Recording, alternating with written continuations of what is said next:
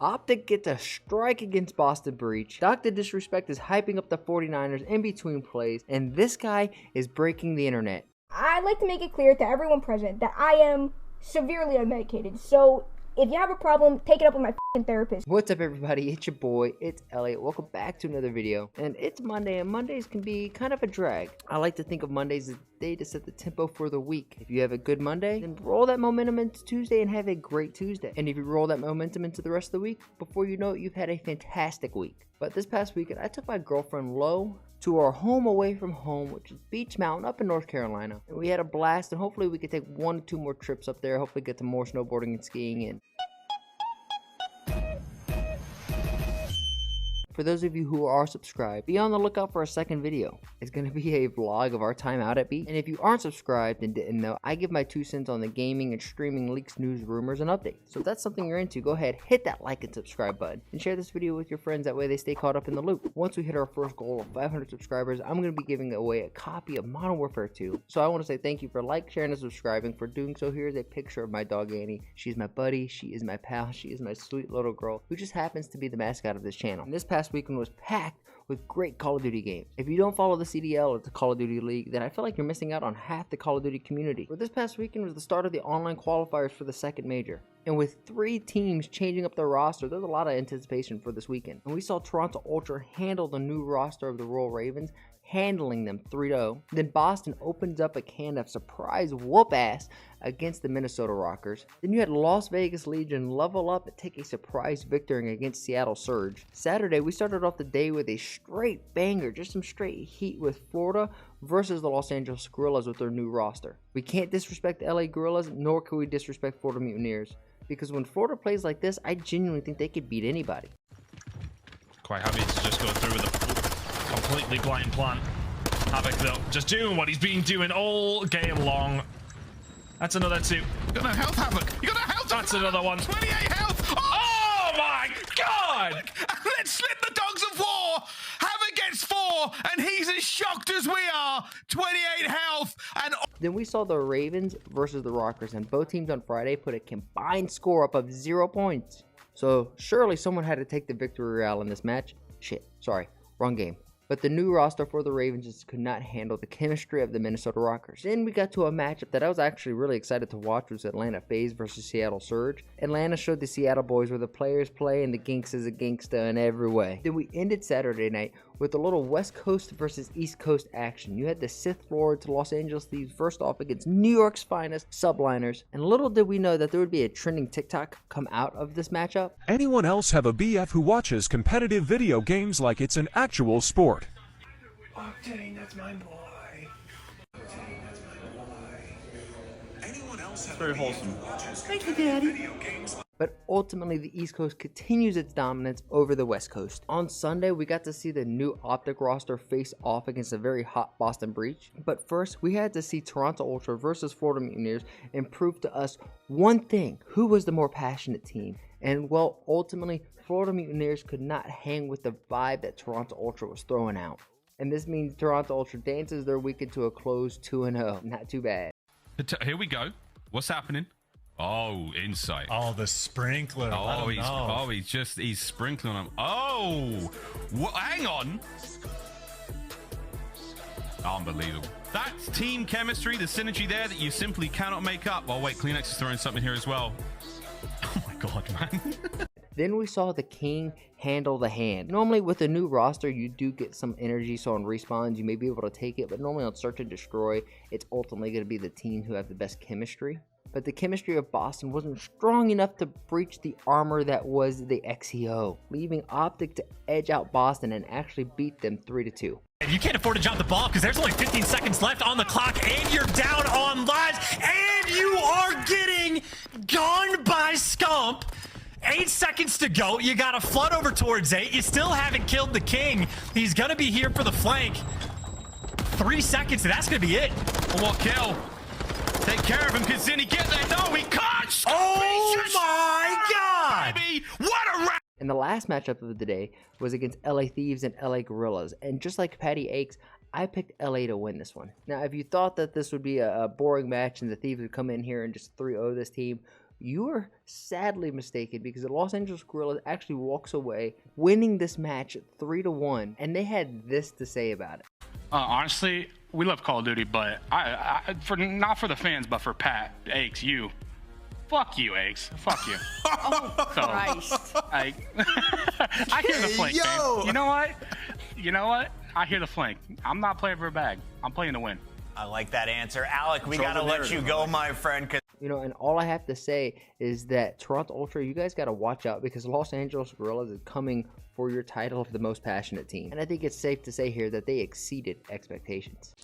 Oh, brother, this guy stinks! Next weekend, we're going to have another great weekend filled with great Call of Duty games, and I can't wait to watch them and give my 2 cents on it just like this. After those games, we got the Reverse Sweep and the Flank, which are 2 great shows that break down the Call of Duty games much like an ESPN segment, to be honest. And they both were bringing up this whole Dashy drama, which has just continued. And honestly, I feel bad for Brucey. I think this is the start of his walk down the dark side, aka his revenge tour. But what's tough is what this tour is actually going to look like, because as of right now, I don't think there's going to be a team willing to buy him out of his contract, nor be able to give him a salary that he actually calls for. I think he just commands too high of a buyout, and I don't think any team in his situation in the CDL will pay what he's worth. I don't know of his contract. If he did sign a 1+1 at the beginning of this year, I'm not 100% sure, but I think either way, I mean, unless OpTic's just like gives him away for practically free, I don't see any of these teams not only giving him or paying the buyout that he's going to command, but also giving him the salary he's worth.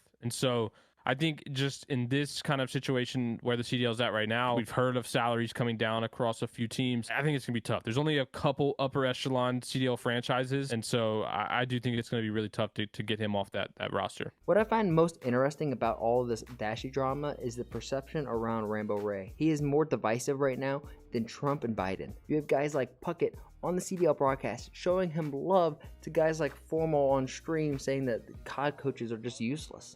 The man who's been taking it all from the community is Rambo-Ray. Off of a small clip that came out on Twitter, Rambo has been slandered by the community. He's been memed up by the staff here on CDL, but the man deserves your respect. And let me give you the man's resume. Rambo-Ray, one of the original Call of Duty pros. He's been in the game as long as I can remember. 7 titles as a player, 15 finals as a player, back-to-back grand finals appearances in Black Ops 2 and Call of Duty Ghost. He worked at a Call of Duty studio for multiple years, shutting down his Twitter to make the game better for the players. After he returns to competing, he leads the team to the 2020 World Championship on the Dallas Empire. And now, when he goes and he brings 3 of the 4 players back from that championship team, we all give him shit?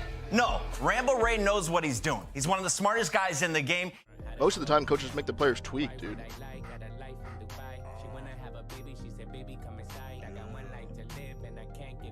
I like Rambo. I've never had Rambo as a coach, so I don't know. But if I was Rambo, I wouldn't be telling Shotzi how to play at all, bro. If you're telling Shotzi how to play, like, come on, bro. Let Shotzi play however the fuck he wants to play, bro. What the fuck? Let him fly around. He understands the game, like, he's like one of the best COD minds I've ever seen. Why would you tell him how to play? He understands how to fucking play the game.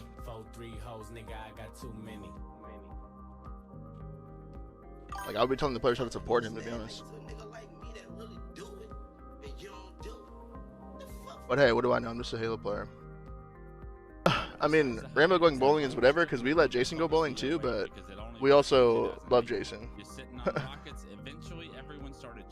Jason's in a bowling league too, but Jason's such a good coach that we don't care. And we can also handle scrimming without a coach as well.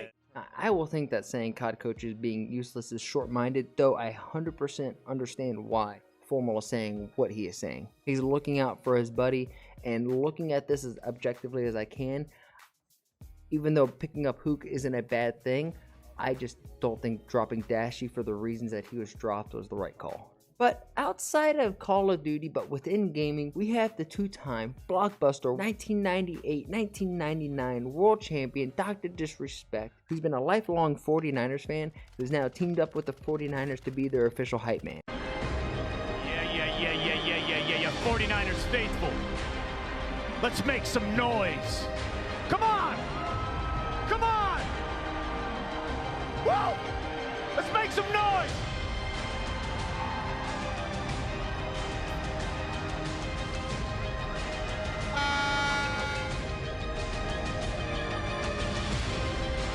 Man, the dog is at the tippity top and he's not even halfway up. And speaking of another streamer who's just on the rise, you have Jamamile. I don't know how to say it, but this kid is funny and he has been blowing up overnight. I'd like to make it clear to everyone present that I am severely unmedicated. So if you have a problem, take it up with my therapist. Tonight the music seems so loud. I wish that we could lose this crowd. Maybe it's better this way. We'd hurt each other with the things we want to say. Fair, all of the sides are chipped because I keep fucking knocking into shit. It's sexy anyway, look at it. Ah.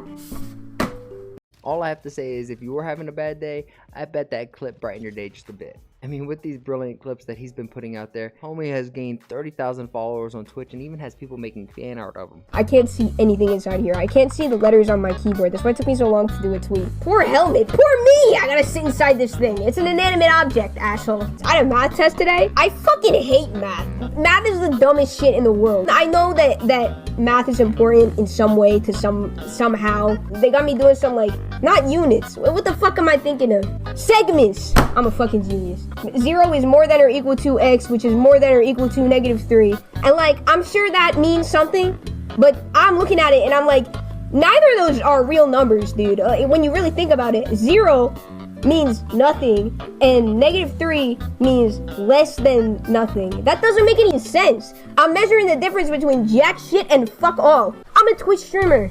They should be teaching me how to hide my profits from the IRS. Instead, they got me in this classroom learning these formulas invented by some century-old mega virgin who by now is probably the most decomposed motherfucker on the planet. He can't even count on his own fingers. He probably doesn't have them anymore. Anyway, I digress. I still remember 3rd of December, me in a sweater, standing, I don't know the words. 10 the Tatman's sit-down comedy career is seriously in jeopardy. But this is where we're going to wrap up today's video. If you guys enjoyed it, please like, share, and subscribe. As always, I challenge you guys, make somebody laugh today, and I'll catch you guys on the next one. Peace.